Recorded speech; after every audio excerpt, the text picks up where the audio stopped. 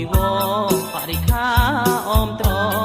បច្ច័យផងដែរក៏សាងវត្តវា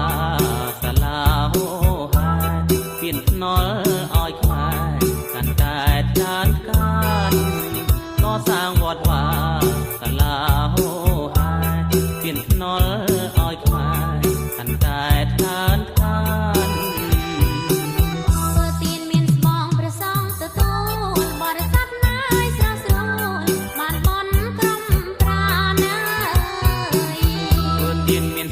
ព្រះសង្ឃទទួលបរិស័ទណាយស្រងស្រួលបានបុណ្យគ្រប់ប្រានអានិសង្ឃពុំតានុំអិន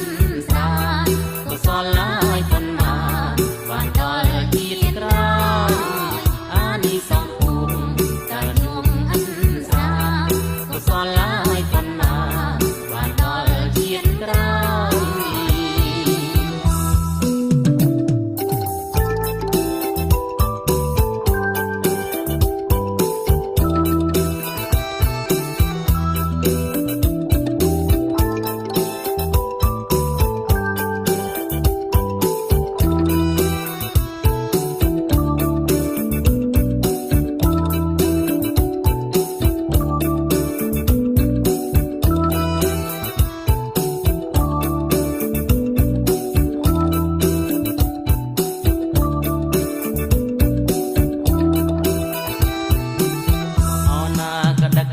យដល់ហើយខ្យល់បក់ងាយប៉ាយប៉ាពីទឹកខាងជើងអនាគតដឹក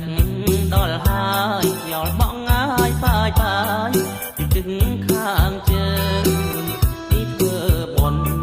កឋិនភូមិយើងសង្សារមុំបងហើយប្រពៃណីសាសនា